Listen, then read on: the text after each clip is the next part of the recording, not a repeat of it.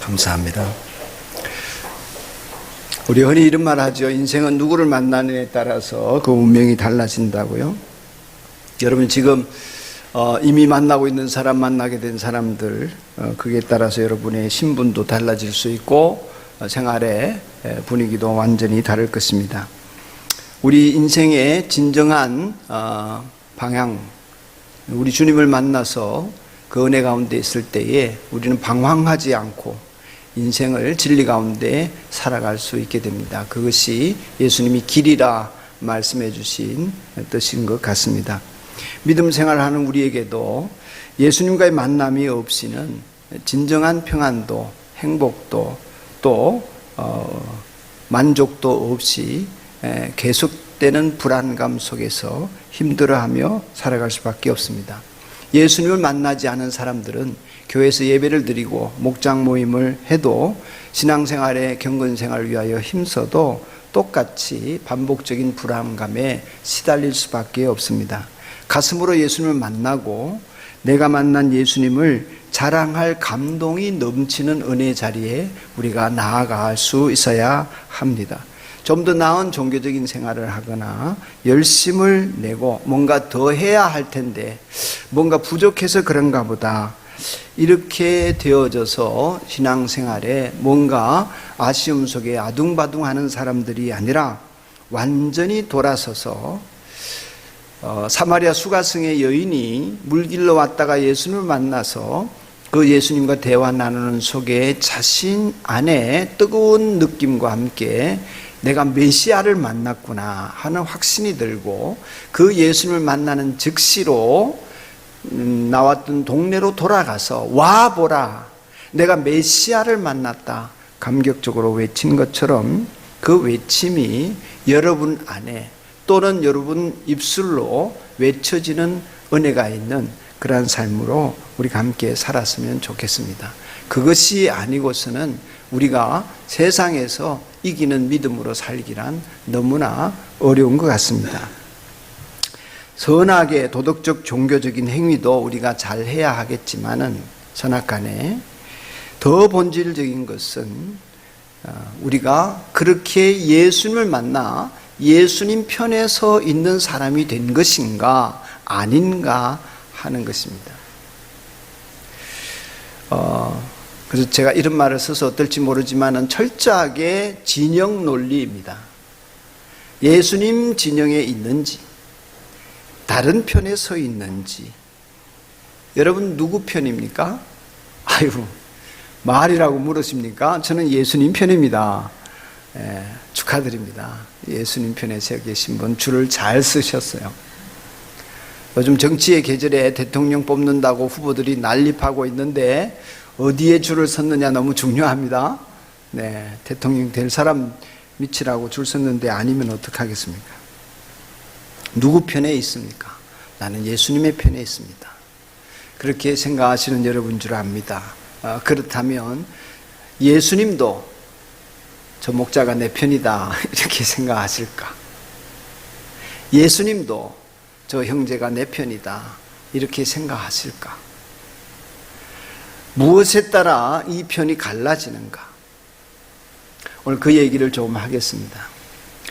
금수저에 엄친아 젊은 청년이 있었습니다. 우리 모두가 정말 부러워할 만한 청년입니다. 그는 긍장했습니다. 그래서 예수님에게 달려와서 무릎을 팍 꿇었습니다. 권세가 있었습니다. 아버지가 귀족이었는지 이 친구도 어릴 때부터 관원 생활을 했습니다. 다른 성경을 보니까 그렇습니다. 특히 재물이 많았습니다. 오늘 성경에도 그렇게 나와 있습니다. 그러니 나무랄 데 없는 종교 생활을 하는 데다가 이렇게 권세도 있고 또 벼슬도 하고 더 나아가서 돈도 많고 이러니까 금수저에 엄친아라 할 수 있습니다. 요즘 말로 그야말로 이상형이라 하겠습니다.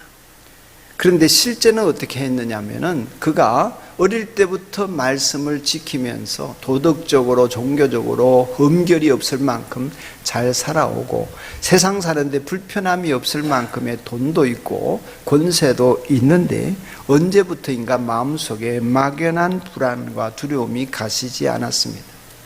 영생을 얻어야 되는데 내게 이렇게 해서 영생이 주어질까 고민이 되었습니다. 선생님을 찾아서 들어봐도 별 뾰족한 수가 없습니다. 더 열심히 살아라 그럽니다. 마음의 만족과 평안이 없기 때문에 어떻게 하면 되는가 이유를 모르겠습니다.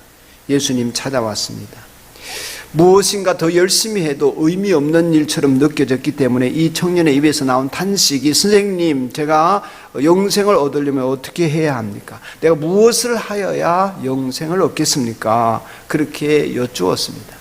바리새파 사람들처럼 빈정대거나 교만하게 예수님을 무릎 꿇리려고 내지는 예수님에게 무슨 딴지를 걸어가지고 골탕을 먹이려고 질문한 질문이 아닙니다. 정말 속에서 우러나왔습니다. 어떻게 해야 내 영혼의 문제가 해결되겠습니까?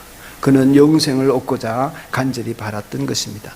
종교적인 열심 속에서 살았지만 영생을 얻지 못한 안타까움과 불안감이 있었던 것입니다. 예수님이 그에게 계명을 지키라. 그죠? 살인하지 말라, 간음하지 말라, 도둑질하지 말라, 십계명에 있는 거짓 증언하지 말라, 속여서 빼앗지 마라, 네 몸으로 공경하라. 이거 말씀하시니까 이거 다 했는데요. 여러분 이 대목에서 한 가지 짚고 넘어갈 게 있습니다. 이 10계명, 5계명부터 10계명까지의 10번째 계명까지의 이 10계명이라고 하는 것은 여러분 그걸 다 지킨다고 특별한 일이 아닌 거 아시죠? 그렇게 살아야 사람인 것입니다. 그렇게 안 살면 그건 사람답지 못한 것입니다. 그렇기 때문에 그렇게 산다고 해서 뭐 특별한 일이 아니고 그렇게 산다고 해서 상 줄 일이 아니라는 얘기입니다. 근데 왜 그렇게 10계명에 들어있습니까? 그것조차 못하는 짐승 같은 인간들 사회를 우리가 만들어가고 있기 때문이요. 마귀에게 그렇게 미혹당하고 있기 때문인 것입니다. 그렇게 살라 하지 않았느냐? 예수님 저 그렇게 살았는데요. 그렇게 산다고 해서 영혼의 궁핍한 문제가 해결되지 않는다는 이야기입니다. 어떻게 해야 할까요? 오늘 방황하는 젊은 영혼을 만나주신 예수님을 통해서 여러분과 저에게도 갈 길이 분명하게 보여지면 좋겠습니다. 그러기를 축복합니다. 도덕적 열심이나 종교적인 어떤 수준이나 나의 어떤 생활에 있어서 번듯한 그러한 모습을 가지고 내게 있어서 영생의 충만함과 안위를 누릴 수 없다는 것을 주님이 가르쳐 주시고자 하신 것 같습니다. 먼저 개념을 좀 정리할 것이 있는데 영생이란 무엇이냐? 물론 단어 그대로 영원히 죽지 않는 것을 말하는 것은 맞습니다. 그런데 영생이라고 해서 여러분 지금 이 몸이 제가 지금 60년이 넘었잖아요. 이 몸을 쓴 지가 62년째인데 힘들거든요. 이 몸 가지고 100년 살라 그러면 굉장히 많은 도움이 필요합니다. 때로는 지팡이도 필요하고 약도 필요하고 굉장히 힘들어요. 120년 살라 끔찍합니다. 그런데 이걸로 영생을 살아라 그럼 버립니다. 그렇기 때문에 영생이라고 하는 것은 안 죽고 오래 사는 것을 뜻하지 않습니다. 성경을 보면 영생이라고 하는 것은 하나님이 영생하시는 분이시다 그랬고, 하나님을 아는 것, 예수님을 아는 것이 영생이다 그랬고, 그리고 아들이 있는 자에게는 영생이 있고 아들이 없는 자에게는 영생이 없다고 했습니다. 그러면 영생이라고 하는 것은 예수 그리스도와 더불어 하나님 편에 서서 하나님이 영생하는 것처럼 같이 살아가는 것입니다. 하나님과 더불어 영원한 생명을 공유하는 것입니다. 하나님 입장에서 볼 때는 같이 해도 불편하지 않는 존재들과 더불어 같이 지내시는 것입니다. 그러므로 영생은 하나님과 예수님을 알고 믿어서 하나님으로부터 주어지는 선물이라 하겠습니다. 예수님은 도덕적 종교적으로 잘 살고 있는 이 청년을 향하여서 사랑하는 마음으로 영생 얻는 길을 말씀해 주셨습니다. 예수님을 만나 영생에 이르게 되는데 한 가지 부족한 것이 있다. 그거 해결하라 이렇게 하셨습니다. 여러분과 저에게도 그러실 수 있습니다. 열심히 살아가는데, 신앙생활 열심히 하는데, 전도 열심히 하는데 우리에게 영생을 누리는 데 있어서 한 가지 부족한 것이 있다 말씀하실 수 있습니다. 영생을 얻고자 한다면, 이 부자 청년이 그렇게 되기를 원한다면 하시면서 예수님이 하신 말씀이 뭡니까? 재산을 팔아서 나눠주고 너는 나를 따라라 하셨습니다. 예수님을 따라라 하시는데 조건이 붙었습니다. 재산을 팔아서 나누어 주고. 그런데 재산이 많은 이 사람은 그 일이 힘들었습니다. 불가능해 보였습니다. 그래서 이 엄친아는 근심하고 뭐라고 했냐면 울상을 짓고 떠나갔습니다. 영생의 소중함을 알고 진심으로 얻고자 했지만 걸림돌에 걸려 넘어지고 말았습니다. 그의 걸림돌은 많은 재물이었습니다. 안타깝게도 재물이 많기 때문에 울상을 짓고 근심하여 돌아갔는데, 돌아가다가도 근심하다가도 그 문제, 영생이 더 크기 때문에 돌아와야 하는데 돌아오지를 못했습니다. 성경에는 나오지 않지만 바라기는 이 청년이 반드시 예수님께로 돌아왔을기를 바랍니다.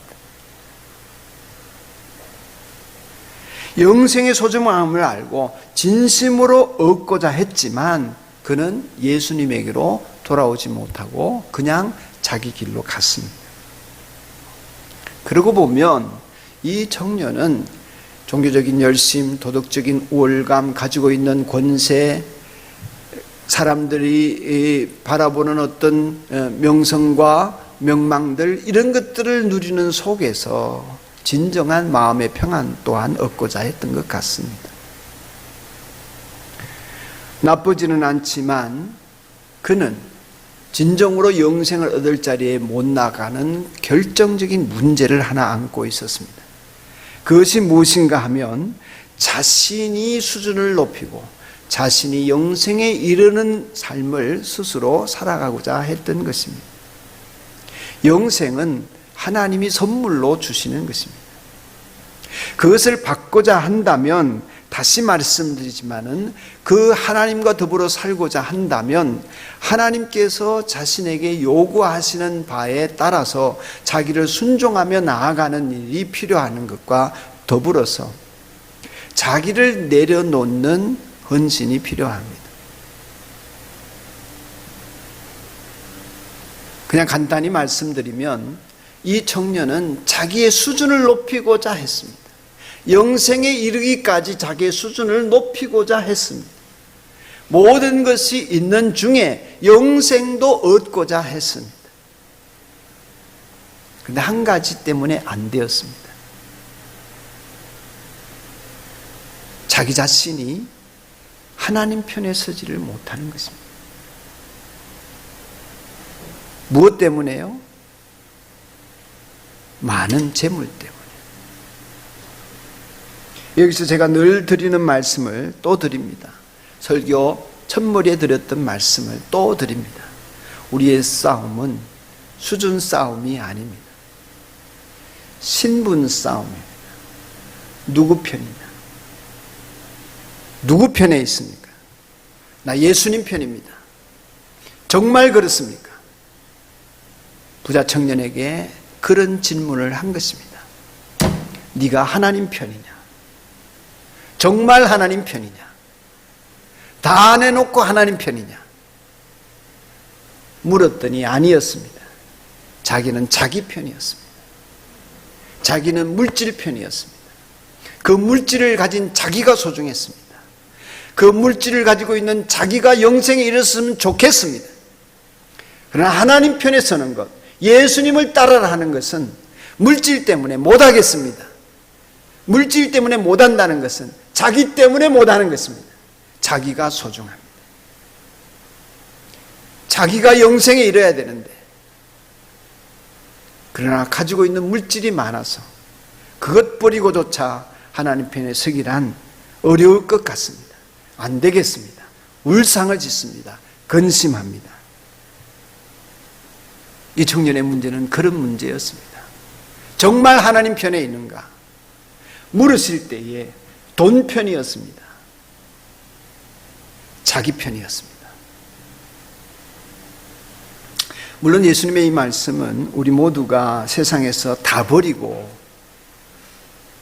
그저 무소유로 가면 하나님 나라에 많은 것을 차지할 수 있다거나, 여기서 안 버리면 하나님 나라에서는 국물도 없다, 뭐 이런 이분법적인 생각이 아닙니다.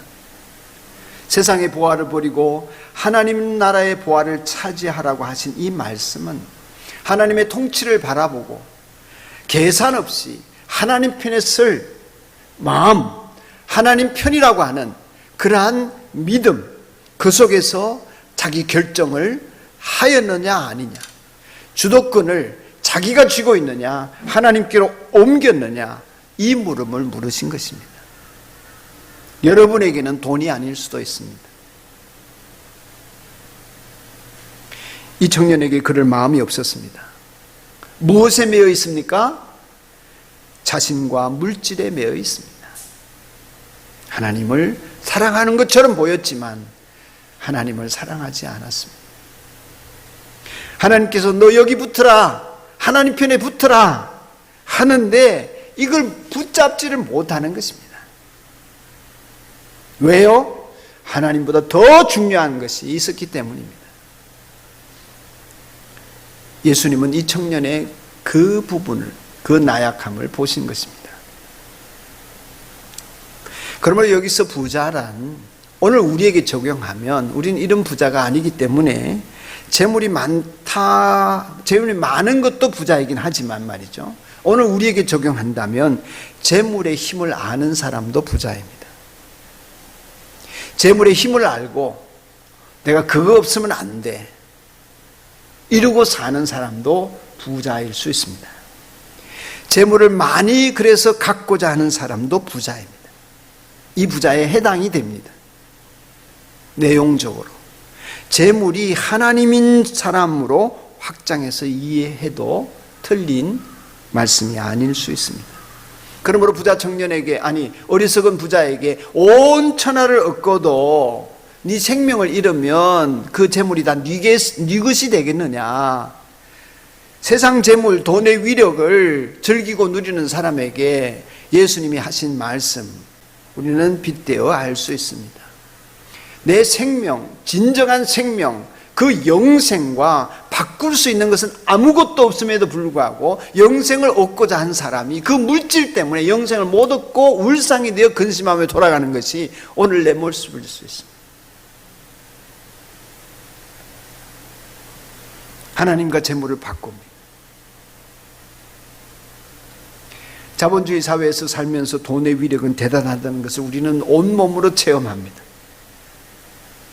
마귀는 이것을 이용하여서 우리의 영혼을 멸망시킵니다. 영적으로 파탄에 이르게 만듭니다. 영적으로 거지가 되게 만들어버립니다. 마귀의 가장 큰 수단 중에 하나가 돈입니다. 그리스도인조차도 예외 없이 이 미혹에 넘어집니다. 그러므로 부자란 돈이 많은 사람이라기보다도 돈을 하나님처럼 받들며 돈을 하나님과 바꾸는 모든 사람에게 해당되는 메시지라고 할 수 있겠습니다. 돈으로 예수님도 구원도 교회도 믿음도 살 수 있다고 여깁니다. 얼마면 됩니까?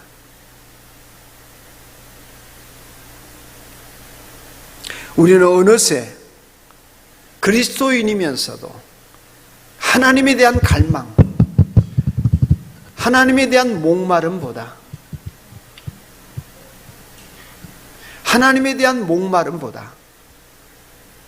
돈에 대한 갈망, 돈에 대한 목마름이 훨씬 더 커져 있습니다.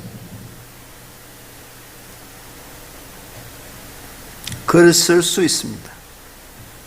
세상에 주식 열풍이 불고 부동산 열풍이 불고 남이 잘 되는 것을 보니 박탈감 느껴지고 다른 집은 오르는데 우리 집은 안 올라, 다른 주식은 오르는데 내 주식은 안 올라, 그러면서 불의하다 분노하며 불의하다 느끼며 더 올라갈 자리가 어딘지를 찾다 보니 세상에서의 열망은 점점 커져가는데 그리스도인조차도 하나님에 대한 열망은 점점 줄어들고 마는 것입니다.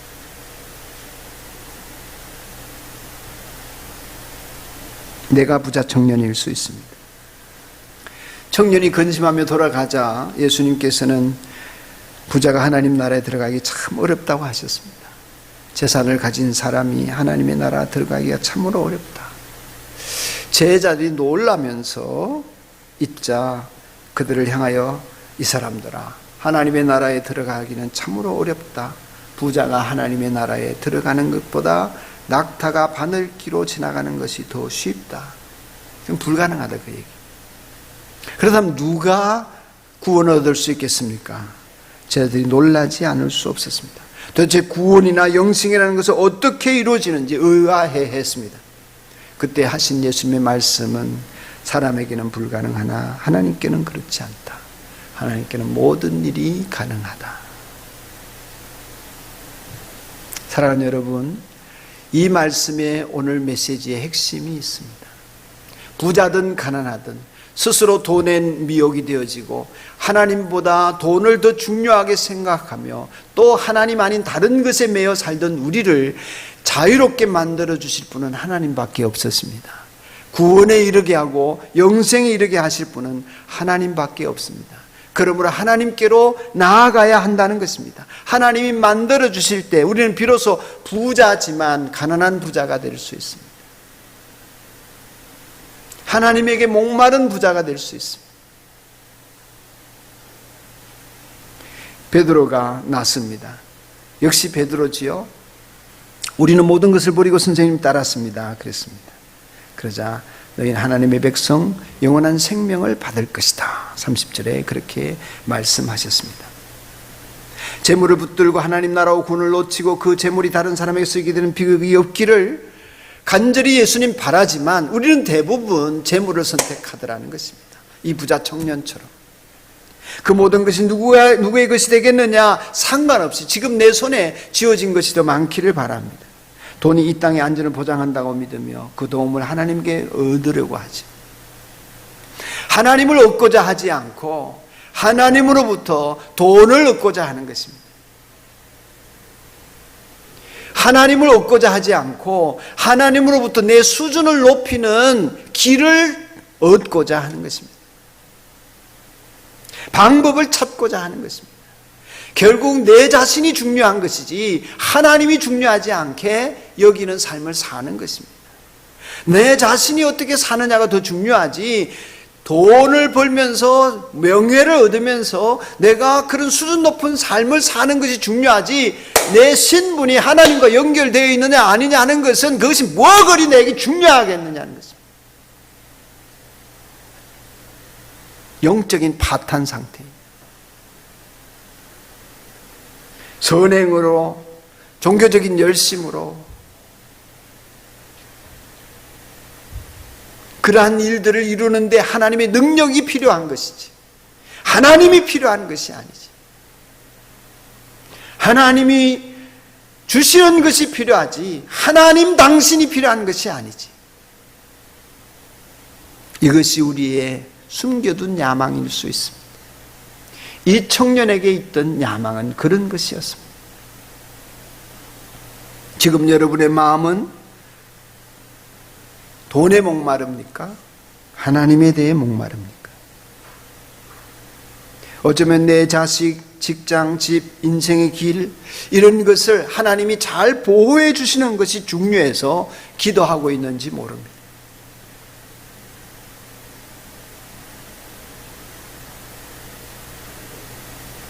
하나님 편에 있지도 않으면서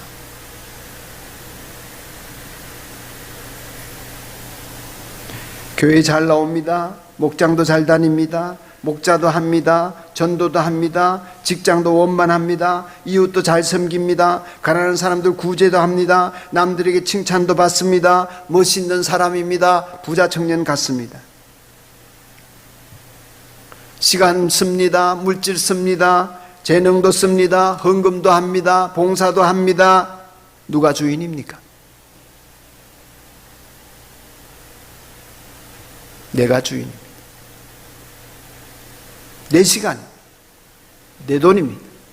내 재능입니다. 그걸 가지고 시혜를 베풀듯이 주변 사람들에게 하나님에게 쓴다면 하나님의 기준에는 미치지 못하는 것입니다. 하나님은 그것들이 필요한 것이 아닙니다. 하나님이 여러분의 시간이나 재능이나 여러분의 물질이 필요한 것이 아니라 여러분 자신을 원하십니다. 하나님은 여러분을 원하십니다. 여러분과 사랑의 관계를 원하십니다. 여러분과 행복한 만남을 원하십니다. 사랑하는 자야 나와 함께 가자. 주님이 나를 사랑하시기 때문에, 주님이 행하신 모든 일들 때문에 나는 주님 없이는 안 됩니다. 주님이 전부입니다. 주님을 원하는 사람, 주님이 나를 원하시는 줄 알고 나를 드리는 사람, 그것이 신앙생활에 하나님이 기뻐하시는 길을 걷는 참된 비결입니다. 주님은 나를 원하십니다.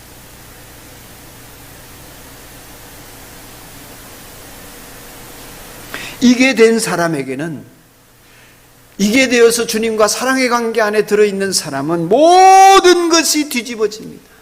내 시간이 아닙니다. 주님의 시간입니다. 내 재능이 아닙니다. 주님이 주신 것입니다. 내 물질이 아닙니다. 주님의 것입니다. 이게 비결입니다. 내가 시간 들인 것을 자랑스러워하는 것이 아니라 주님, 이 시간 어떻게 쓸까요? 주님께 물으면서 삽니다. 예배당에 나와주거나 물질을 드려주는 것이 아니라 주님이 받으시기를 원합니다. 주님이 받으실 만한 것이기를 원합니다. 주님 어떻게 쓸까요? 주님 것입니다. 사랑하는 여러분, 하나님은 나를 원하십니다. 누가 구원을 얻을 수 있겠습니까? 자기를 비워 주님께 드린 사람입니다. 그 사람이 그리스도인입니다. 그 사람이 영생에 이른 사람입니다. 나를 드리지 않은 이상 하나님께서는 네가 내 편이구나 말하기가 망설여지실 것입니다. 그리고 이러실지도 모릅니다. 네게 한 가지 부족한 것이 있으니.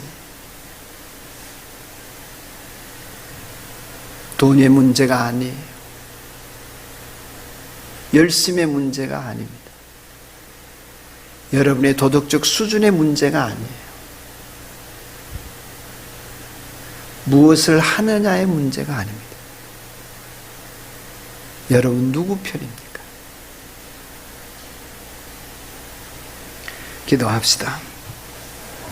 주님, 우리 산돌교의 모든 지체들이 주님을 목말라 하게 하시고 주님을 애타게 찾게 하여 주십시오.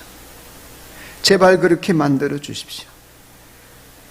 주님에 대해 목말라 하며 몸부림치는 사람들이 되게 해 주십시오. 성령의 빛을 비추어셔서 우리 안에 숨은 야심이 드러나게 하시고 야망들이 드러나게 하시고 정말 하나님 편에 있는지 주님 앞에 몸부림치며 회개하게 하시고 근심하다가 돌아오게 해 주십시오. 하나님을 목말라 하며 가난한 부자로 살아가는 저희가 되게 해 주십시오. 예수님의 이름으로 기도드립니다. 아멘.